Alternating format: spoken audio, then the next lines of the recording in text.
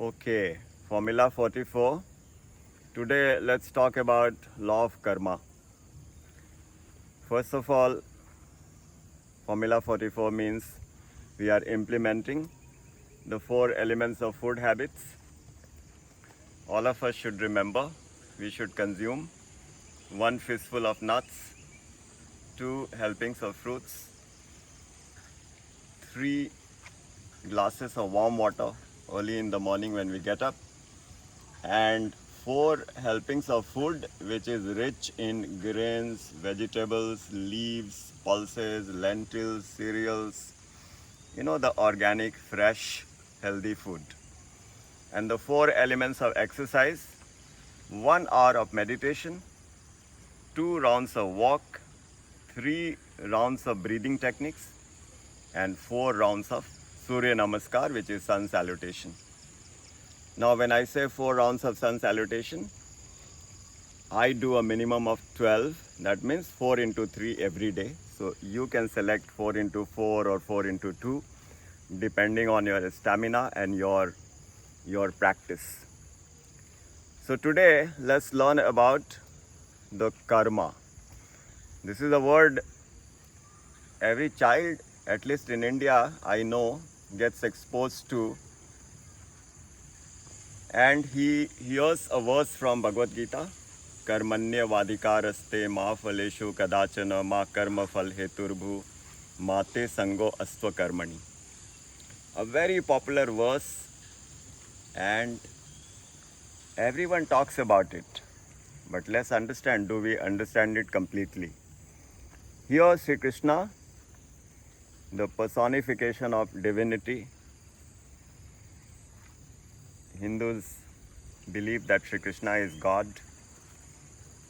and if God is omnipotent, omniscient, omnipresent, why he cannot take a form? So the divinity has taken the form, and in the form of Sri Krishna, he is talking to Arjun and he is explaining to him about law of karma. So he says that you only have the rights to do the action. The results are not in your hand. So very simple. We can select to do what we wish to do, but we don't have the final control on the outcome. The outcome shall be decided by the divine laws.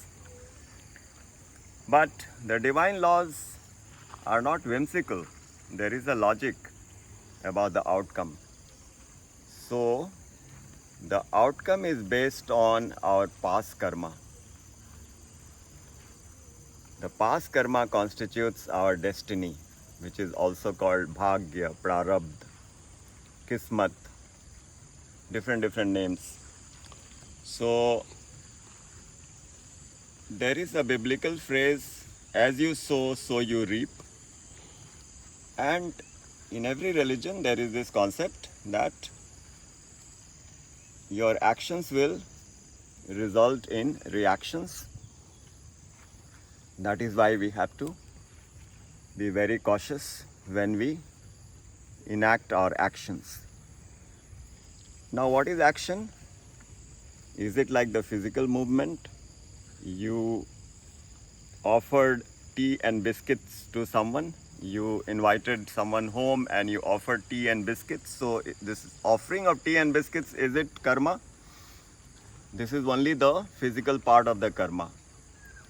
What is more important is your thought process. When you called this friend of yours, so-called friend of yours, and you offered him tea and biscuits, the karma will be decided by your thinking. You spoke words of affection, please have tea and biscuit, but in your mind you have hatred for the person. You don't like that person, but then he is very important for you. He is a senior officer. Your files are in his office, so you have to play to his wishes, and that is why you cannot tell him what you actually think about him. So what is noted in the divine laws is what you thought. So the thoughts will constitute the karma. So this is another very important knowledge we have to learn. And also,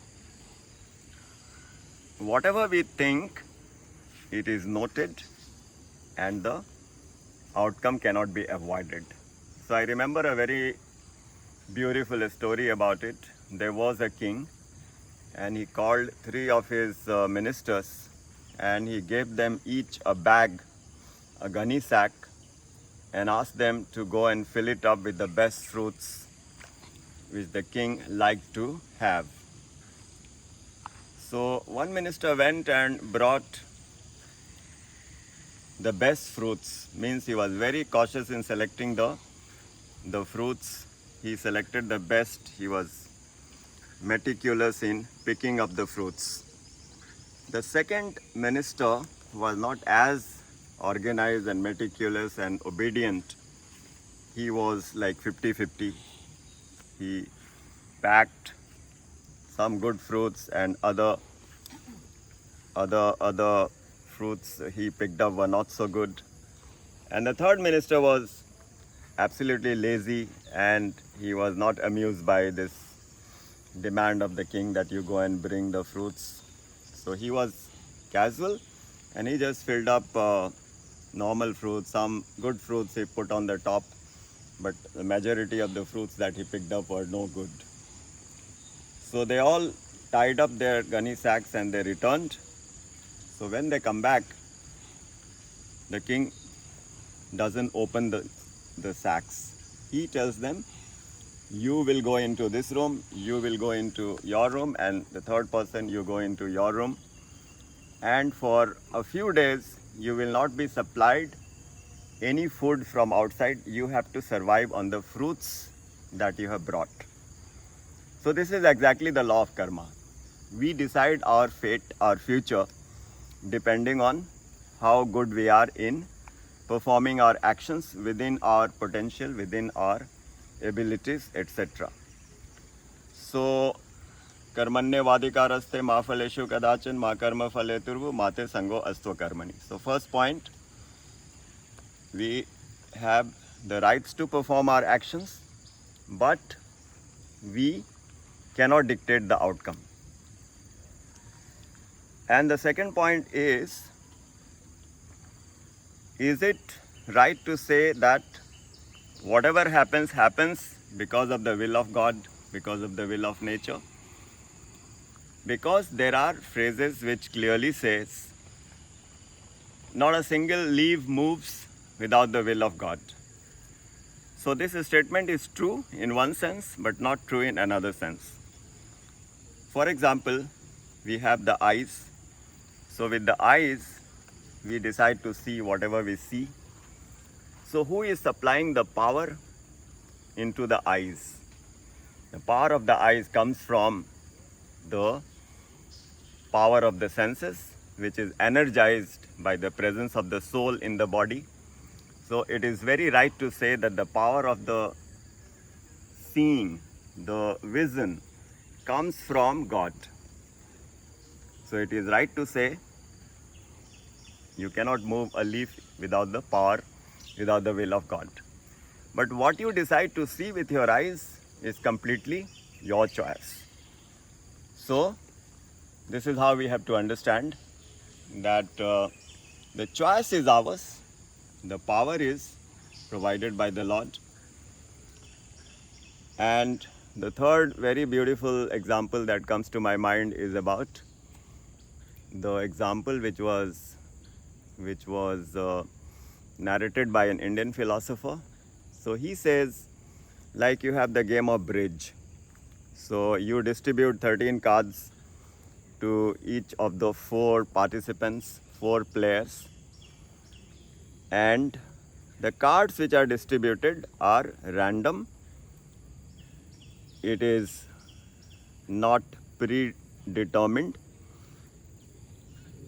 So you don't have a control about the cards that you get. So you can consider that is the destiny. The cards that you get is the destiny. But how you play with those cards is your own action, is your own choice. So A set of good players sometimes can win even with the weak cards, and a set of average players can lose even with the best cards. So this is the law of karma. We should have the faith that as you sow, so you reap, and within the potential and the ability, we should try to do our best, whether we are executing a project, whether we are performing a task at home, or whether we are endeavoring our spiritual pursuits. All of us have the abilities and the potential. So within the facilities and the resources, the nature, the divinity will expect us to do our best, and that will determine our future. And one more point is about the notion that why sometimes the bad happens to the good people. So that is where the outcome, which is uncertain, comes into the play. So the bad can happen to the good people because of the past, and this is called neutralizing the bad karma. So we shouldn't get worried about it. For example, you have bought a new car, and you went out and you met with a minor accident. So the choice is, you say that this is devastating, but you can also say that, oh, something more terrible could have happened, and I am let off only with a small scratch.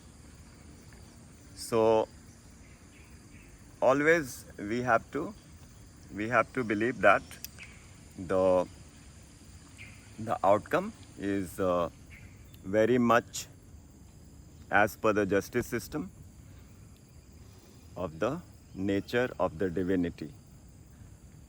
Thank you. Take care.